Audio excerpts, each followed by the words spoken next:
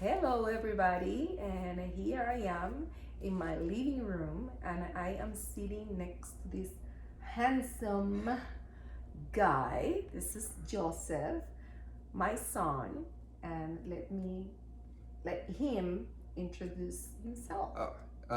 Yeah, I'm Joseph. I'm her son, as she said. I'm 20 years old. My mom has had this YouTube channel for a little bit. She's had a podcast and has really been expanding her ministry in a lot of ways, and it's great to be here and to share this experience with you, to be able to take part in what you're doing, and let's just see where this goes. And I'm so happy to have you here. I know we're ready for some fun. Yes, so much fun. Let me tell you this, Joseph and I, we talk a lot. I We can do. tell We you, do. and this is one of my best friends. And I'm saying one of my best friends because I have other kids, and I am so blessed to have a great relationship with each one of them. And of course, I have my husband, but this guy and I, we get to talk a lot. We do. Either sometimes he comes and just bursts into my bedroom and we just talk, or I go to his bedroom Yes, and we you do. talk. We sit here. We talk a lot. We don't agree all the time. No, Let we me do tell you, not. No, sometimes we get do a not. little heated. It does. But he always respects me, and it's very like, you know. But anyways, I wanted to bring him because there is a common, I'm not gonna call it problem, but I don't know. I would consider it. I would consider it a problem. Yeah. I wouldn't say it's necessarily a. It's not anything very extreme. Like, it's not necessarily something that can't be fixed. It's not. Right. It's not unfixable. But I think it's definitely a problem. We might as well call it what it is. You know?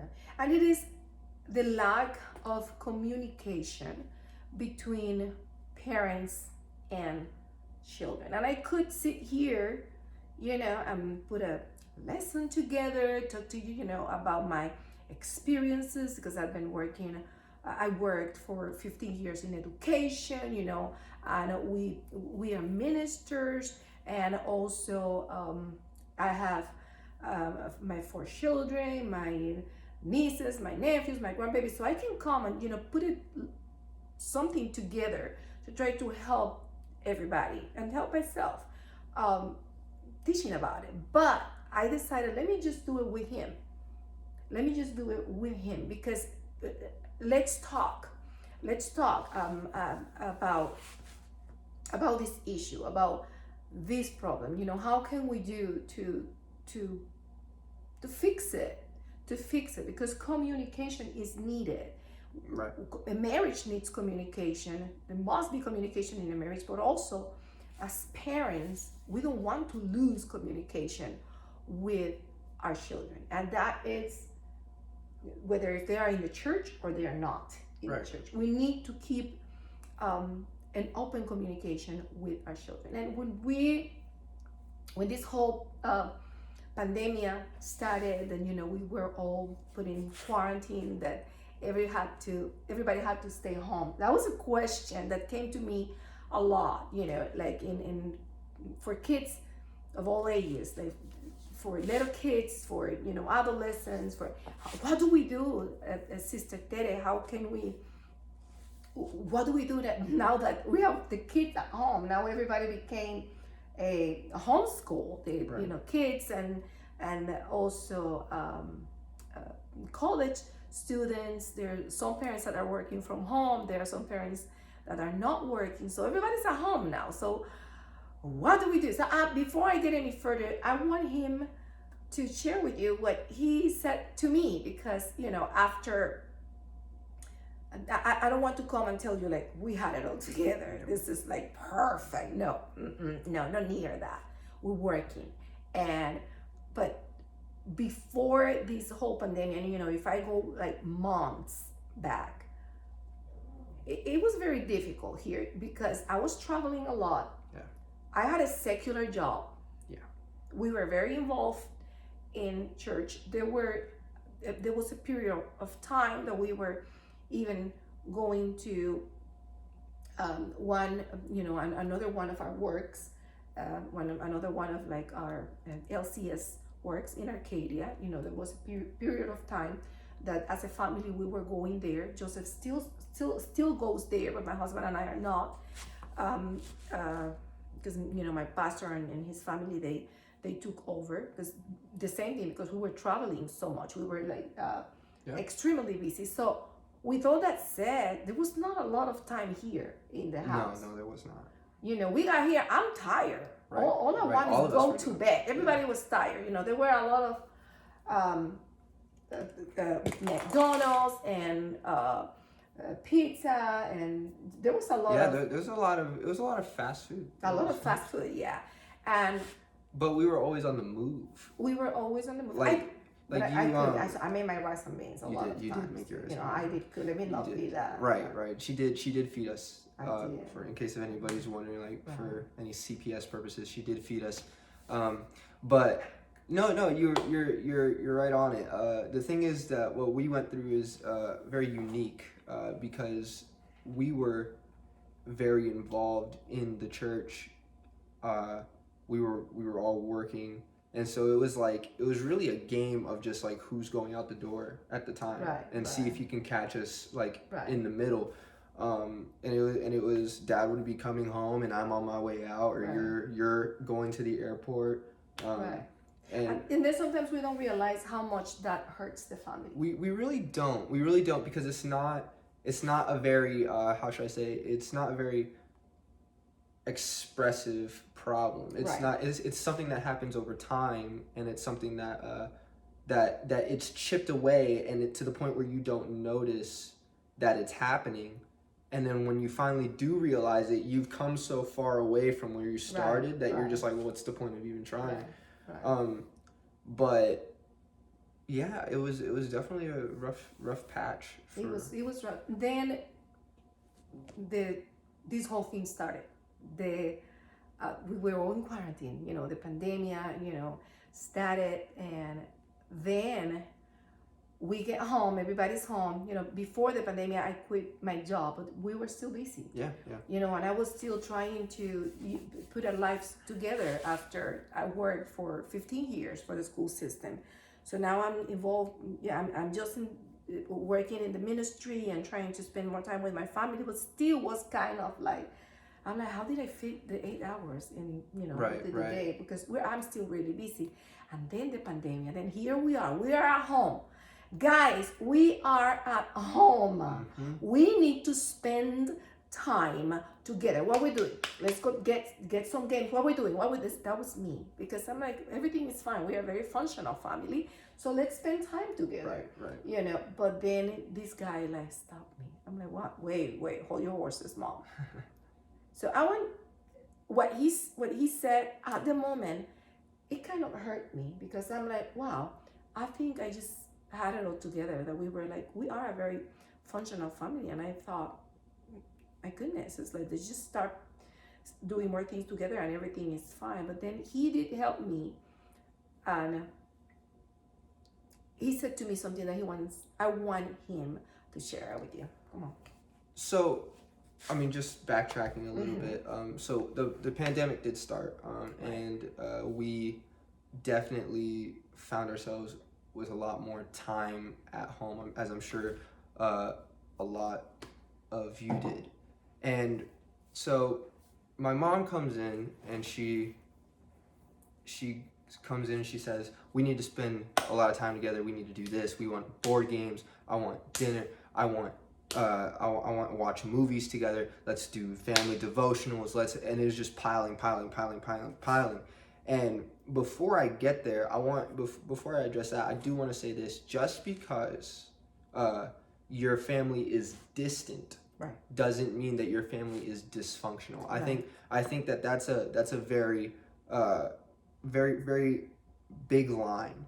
A lot of times we talk about that's a very fine line, but this is a very big line. Just because your family is distant, it doesn't mean that your family is dysfunctional, because a lot of times just because we don't talk to each other doesn't mean that we don't love each other. Right. Because their dysfunction means that I want nothing to do with you, Right. but like I still love you and like and whatnot, and we were still a family.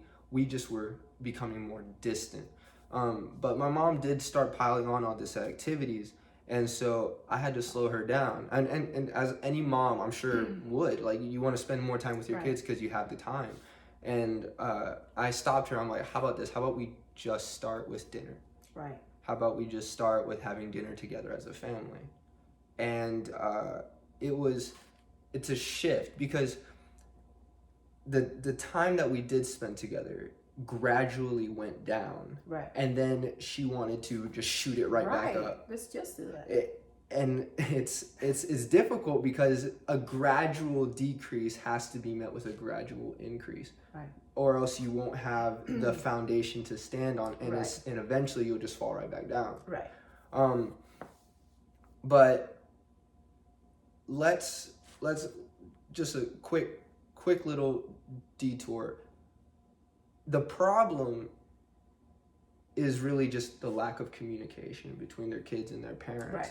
Right. There's no like bonding time much anymore. It kind of goes back a lot of times. Parents like to talk about the electronics and the video games and Right. the social media, and in a sense, you're right. Video games and social media and electronics and just all around technology Right. has evolved to the point where human interaction isn't necessary.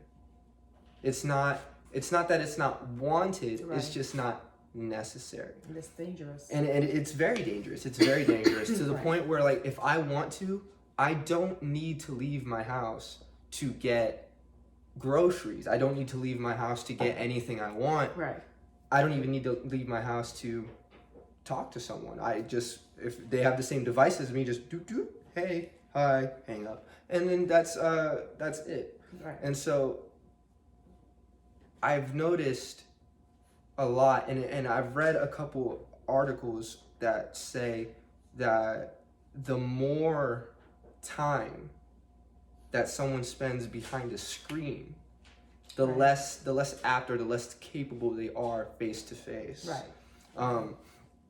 But the lack of communication between parents and kids arrives when really young, because I've noticed that a lot now. Like parents, yeah. parents nowadays are just like with their kids, like when they want them to just be quiet or anything, they're just like, here, take this iPad. I mean, it's a very easy fix. Oh, it's so easy. It's an easy fix. I mean, you're in the car here. Hold this. Take this. Play, and then I can be in the front. Well, you shouldn't be in the front driving. No. But then I can, do my thing, and you're quiet. You're not crying. You're not complaining. And then the same thing happens at home if the kids are in the electronics. When They're not bothering you, They're so not like bothering you. why ruin a good thing? I mean, I'm buying you the thing. Right. I'm being a good mom. Right. But it just can't. It gets to the point where it's all they know. Right. Right? Because like now I've noticed that. And it happens at church. It does. At church, if you want to take a spiritual aspect, there's kids that don't know. Like if you say, let's go to the altar or let's go pray, they're like, okay, let me get my phone. Right. And it's like it becomes a place that it's unknown to them because they were instead of being indoctrinated that this is the altar, it's like, I'm gonna go pray, here's this phone. Yeah, just so I can go pray, I Right. can go to the altar, just you stay there. sit here.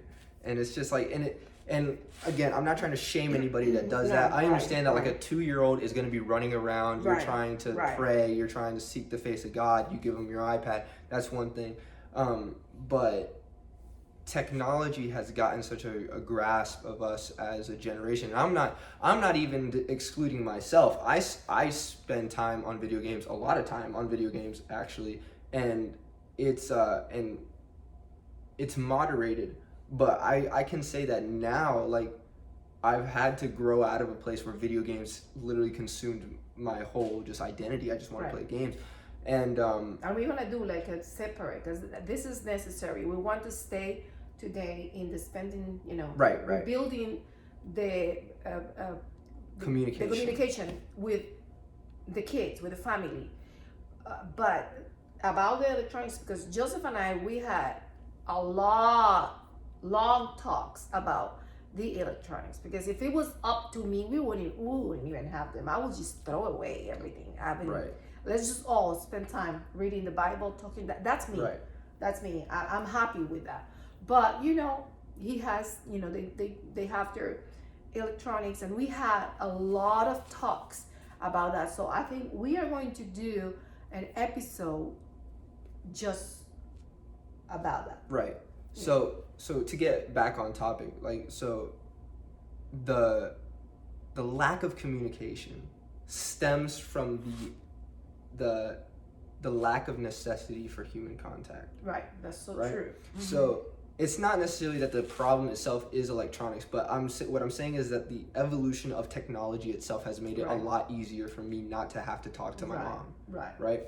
And so before, people would ask me, so how is your mom? And I'd be like, she's fine. She's like, oh, did she get back from here? And I'm just like, didn't know she was there. And I mean, he knew I left. like, I knew she was gone. I thought she went to Publix and was just taking a really long time. But no, so it was apparent to me that we weren't spending as much time together, and then the pandemic hit, and Right. then I was accustomed to being by myself, Right. and as many of your kids are. Like, I'm assuming that there's parents in the crowd, and that your kids are accustomed to being alone, and it's not a bad thing. It's not a good thing, but it's not something terrible that can't be fixed. Your child has just grown accustomed and has switched their patterns, and it's just they've adapted to what's Right. going on around them. And so when you come in and then just shove activities into their itinerary, they're like, "Whoa, I now I got to switch my pattern." And it's very daunting for, especially someone like me, who I'm very routine based. I like to do this. OCD. I am very OCD. I'll do the same thing every day. If I could find a way to do the same thing every day at the same time, I would do it. But life doesn't allow that. Right. But my mom came in and she says, I want to do all this. And I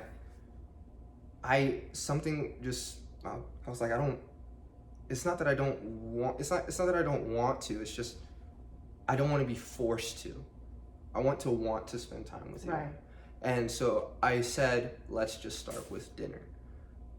And if you're not eating dinner with your family, I encourage you to do it. I Yes. encourage you On the table. on the everybody. table. I'm not talking about okay, you eat your food and then I'll eat my food and then I'll just go right back up. I'm talking about set the table, bring out the food, everybody serves themselves at Right. the same time. Everybody eats at the same time, and you really enjoy each other's company. Right. And talk, and because a lot of times now it's just like everybody's on their phone. Yeah, I'm eating, but I'm also watching Netflix. Right. And the communication will gradually expand. Right. Okay, because it's a natural longing for me to want to talk to my mom.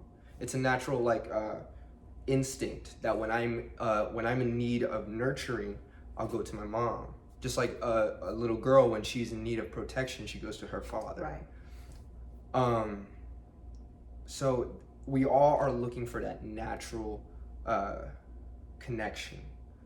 But it can't be forced upon you, because when something is pushed upon you, your automatic reaction is to either run away or to push back. Right. Right. So when I said let's start with dinner, it wasn't me saying I don't want to do all that. It was me saying, and that's the way I took it at first. Right. It was definitely the way she took it. She was like, what do you mean you don't want to do video games? I mean, what do you mean you don't want to do board games? What do you mean you don't want to do this? You don't want to spend time with your family? I'm like, it's not that. Let's just ease into it. And over time, it grew into just more fulfilling communication. Right. So. And doing more things together. Right, and doing even more things together, to the point where even now we could play a board game together, and I'm not gonna seize up about it, I don't want to. Right. But my advice, if you have children that are distant from you, it doesn't mean that you have a dysfunctional family. It just means you have a distant family, which isn't unfixable. It's fixable. It's very fixable. Yeah, and there are so many strategies that I think that we need to apply. Excuse me. So many strategies that I think we need to apply, and first of all, start little by little. But one thing that I have, that I realized myself with my children is I need to be willing to listen Right. to them, because that is a huge problem. I'm telling you, there were times that he tried to talk to me and I would just rebuke him. That's wrong, that's evil, you don't better, but mom. So I had to learn, let me listen, let me open the communication, let me try to hold on, let me see what's there, what is it that he has to say. Sometimes by the end of his exposition, and whatever he said, I realized that it wasn't as bad as I thought at first. And in other times, then he expressed himself, or Marie expressed herself, and then after that, then I could input to them. I could advise them, and there had been, so, like I said at the beginning, sometimes got a little heated. Always keeping the respect. Right. Because he needs to understand, he needs to respect me. I am mom. But I also need to understand that biblically, we cannot cause our kids to be angry. We cannot do things to make them angry. God created us like that. There has to be that open communication and that respect that must be kept. So with that said, and that gave me the opportunity to give him an input in whatever we were talking about. So the best advice that we can give you, first of all, like he said, don't get frustrated thinking, oh God Almighty, what have I done? If people knew how bad things are at home. Right. Because people get like that. In reality, it's probably not that bad. Right. Just start but talking. Piggybacking on what you said, the listening portion, I think it's very crucial for parents, because a lot of times parents feel like they can't talk to their child, and a lot of times parents feel like, oh, my child hates me, they don't ever talk to me. I would really look at how you approach your child, especially if your child is a lot older, especially like late teens, early 20s, around that age, because there's a shift that happens, especially after 18, where the I said so doesn't really cut it anymore. No. Because it really, because at this point, if I want to do something, I have the capability to do it. The only thing stopping me is my respect for you. Right. So it's not me challenging your authority anymore, though. It's me asking for reason. Right. If a lot of times when a child looks at their parents and the parents say, do this, and they say, why? It's not a challenge to your authority. It's just looking for an explanation. Right. I noticed that I wanted to do something, and then someone said, don't do that. And it's, why? I want to. I have the capability. I don't see anything wrong with it. Why? And I promise you, parents, I promise you, if you give a reason, a proper reason, like backed with like evidence. Like for example, a while ago, me and my parents had a disagreement with was something that was said in the Bible, and I took it one way and they took it another. Um, and I was dead set on it. I was like, this is what it says, prove me wrong. Like, and it got heated to the point where we were like, it was just like, I never raised my voice, like I never yelled at them. You better but not. Remember, I'm Dominican. Right. I never really crossed the line, but it was getting heated to the point where you're just like, you're just wrong, and you just don't want this for me, and that's why you're saying it's wrong. Right. But a few weeks later, my dad came in to my room and translated some Greek words into English and got a concordance and showed me, like, he was like, all right, so this is what this means, and this is what that means, and so if you do this, this is why it's wrong. Right. And immediately, right there, I just went, okay. Got you. Right, okay, I'm sorry. I recant my position, and I'm sorry that I argued with you. And so that's all really your child is looking for. It's not that they're looking to disrespect right. you. They're looking for you to how should I say, to prove to them, like not necessarily like prove to them why they're wrong. Right. Prove to them why you're right. I said this in my podcast. When you argue. By the way, he has a podcast, and he is. I do have a podcast. What's the name of the podcast? It's called The Joe Factor. The Joe Factor. You can find it on Apple Podcast or Spotify or anywhere you get your podcast. There's one episode there that he invited me on. I did. I had her on my show before she had me on her show. Right. Just saying. But I have an episode, and it's called How to Argue. Right. And in the episode, I say that arguing isn't a competition. Don't go into an argument with your child or with your parent thinking that all right, this is a win or lose situation. Because when you think of it that way, you're already losing. Right. Because you're not open to the other side of the argument. Right. But argument isn't a competition, it's a presentation.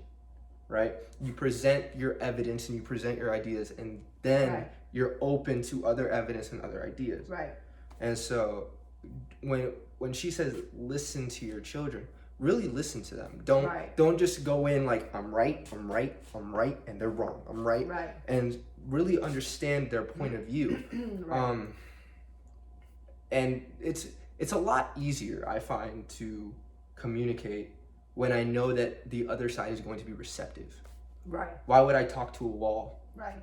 Is basically my logic. Why would I talk to something that's not going to understand or agree? Right. Or even when they disagree, explain why. Right. And have fun with your kids, please. Yes. Have fun with your kids. You know, there are things that sometimes you will have to sacrifice. I remember, you know, even way before all this that it's going on right now, I remember that there was a time too that, you know, we went through the same thing, because I always want to make sure that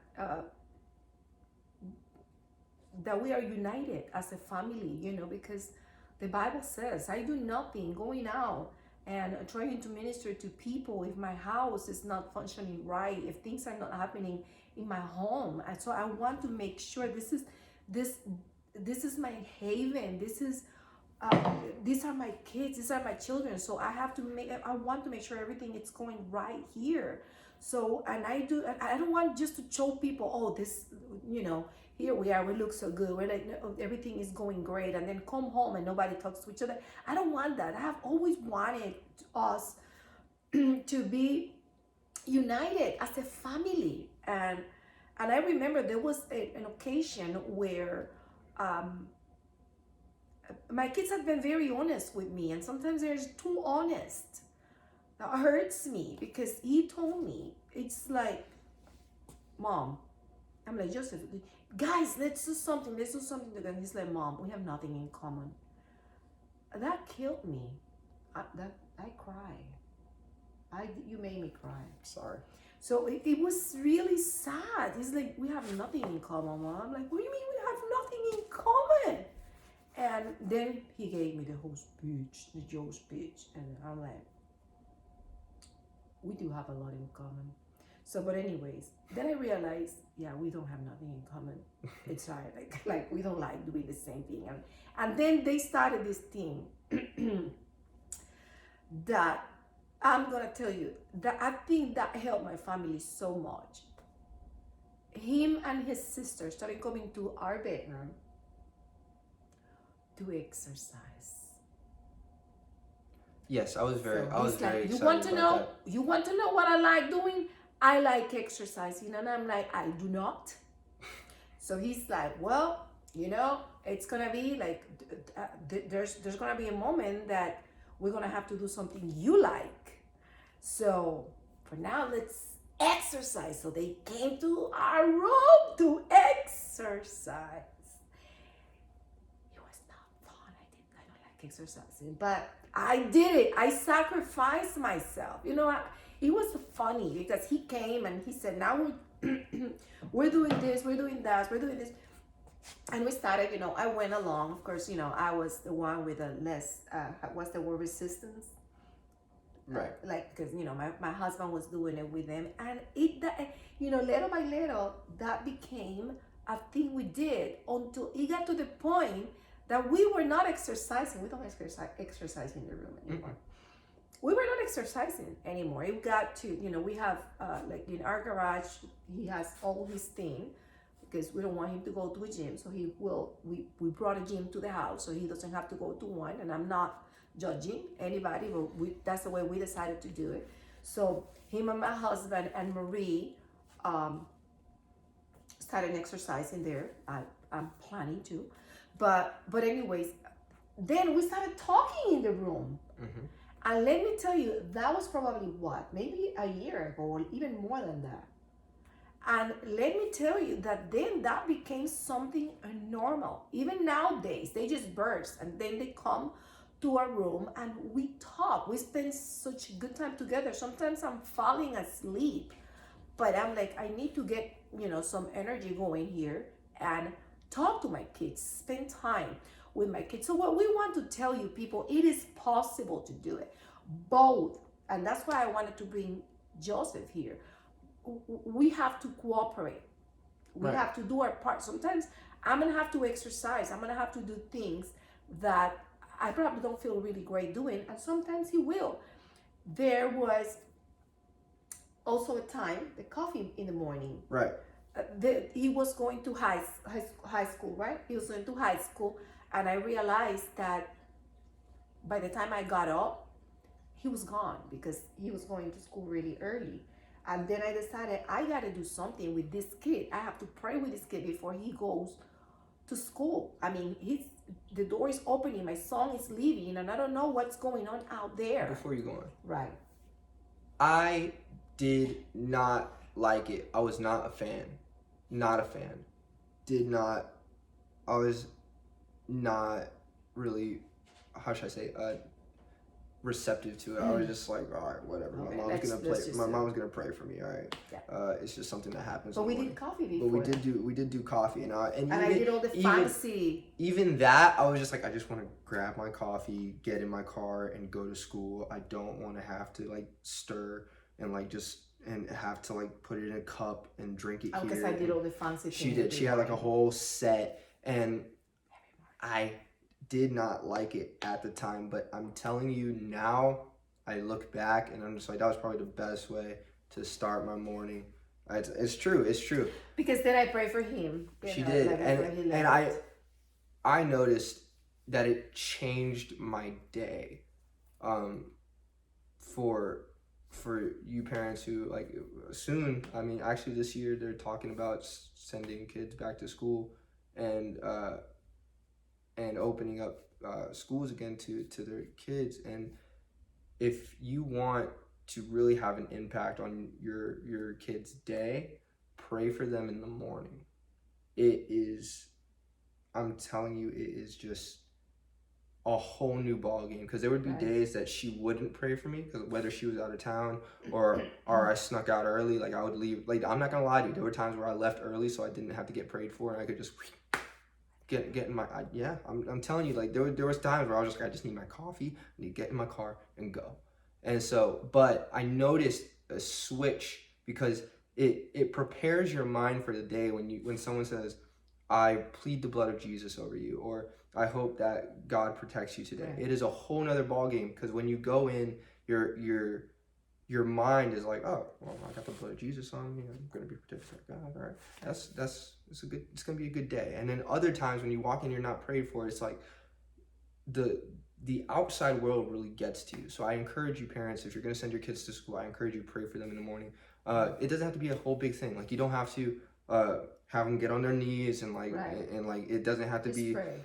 a whole tabernacle prayer, but a simple, I plead the blood of Jesus over you. Yes. Like that. And that I used to like get on the door when he was leaving and say, remember who you are. You know, like, You're not an Egyptian. right. And I'm out You're here, a child of the Most and there's High kids God. walking by going to the bus, like, what is wrong with that lady? And I'm just getting in my car like, oh my God. And I'm not gonna lie, like there were days where I'm just like, not today. I said it every single day. Every day. And Mm-hmm. it's like, and it changed the aspect of it, changed the whole mood of my day. And like, I look back and I see it, but your kids are going to get frustrated with you, but I'm challenging you to just go ahead and But you know the funny thing, one day I was traveling and I was going really early to the airport, and I told Joseph, we need to have a coffee really quick. We're gonna because I'm leaving before you are, because I'm going to the airport. I was driving myself to the airport at that time.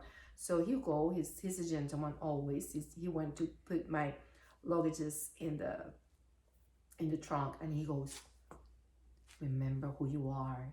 You're not an Egyptian. Right. You are a child of the Most High God. Yeah. You know, so we laughed about it, but it's something that you it's those things that you start doing with your kids that are so impacting, because it's like Joseph says, now he looks back and he realized that it did good to him. It was you know, his day went different. So just to get everything together, and I'm gonna keep doing this with Joseph. I told him tonight, I told him, you know, this is the plan that I have. Why don't we just do it now? Let's just do it. And that's why we sat here. But my plan is different subjects that I want to discuss, like right here with him, get him involved. It's not just, you know, that way. I hope the mom is sitting here, and also the children are sitting there and listening to us, because here you have, you know, like a mom and son that are pursuing to have a good communication, because that's gonna help them in all the aspects of their life. Start slow, don't try to rush it. Remember what Joseph said, that you are distant doesn't mean that you are dysfunctional. You know, work on, you know, on your relationship. Talk, listen to each other. Don't go and criticize your kids, and because somebody told you that that's the devil, whatever, you know, just listen to them. Explain that to me. I see it sometimes. Some kids explain that to me. What is that? And we are gonna have an episode. We're gonna put an episode together about the games, the electronics. You know, we will, because there were very interesting things that Joseph was telling me the other day that I feel that we need to share this. And also the other subject that he spoke with his father about the other day. I think that what I want to do is have dad sitting right here where I'm sitting, and them to talk to you all about it. Thank you so much for spending time with me and my son. I am so happy, Joseph, to do this with you. I love you. Likewise, I love you. We didn't practice anything. We just said, you know, we are kind of gonna talk about it. I'm the one that likes to write down everything I'm gonna say and, you know, read everything. But with him, he's completely different. He'll just have it here. We'll talk and he just comes. So, but I really enjoy it. I hope you guys enjoy it. Please subscribe to our channel. That red button that says subscribe, hit it, and then you will be receiving whatever we do, whatever. Don't forget to hit the little bell next to the subscribe button that turns on notifications. So every time that she posts, you'll get a notification on your phone saying Terry De La Rosa posted. Oh, I didn't even know about that. Yeah, I did. Okay. Make sure you subscribe and listen to our podcast, my podcast. You just go to explain how they get to the podcast. Oh yeah, so it's pretty simple. So if you have an iPhone, there's already an app on your phone pre-installed. It's called Apple Podcast. It's a little purple app. It has a little white microphone on it, and you can search either of our podcasts there or on Spotify. We're on many other platforms anywhere you get your podcast, like Google Podcasts or Breaker or any other platform. So it's really simple. Just go in, search our name, hit another subscribe button right there. That way you'll get notified whenever we post an episode on our podcast. I know mine. If you put my home, if you just put Tere de la Rosa, Yeah. it will come. Yours, do they have to put Joe's Factor, or can if they put Joseph de la Rosa, it also comes? It also comes out Joseph De La Okay, Rosa. and they're good. I listen to every episode before he. So approved, stamped and approved. Yeah, sometimes I say no. I think we gotta take that And out. then I just don't record that day. I just and I move it to the next day. But we love you guys. Yep. Expect more episodes. My podcast is in Spanish, but I'm like, I feel comfortable because Joseph is here with me and he'll just correct me any or that I mispronounce, and help me when I get stuck. But I'm still a little shy to do it in English, but I will. I promise you, I will. We want to reach as many people as we can, bringing the gospel. I'm speaking about different subjects that will help us all grow spiritually. So, love you guys. Thank you. Remember, subscribe. Yep.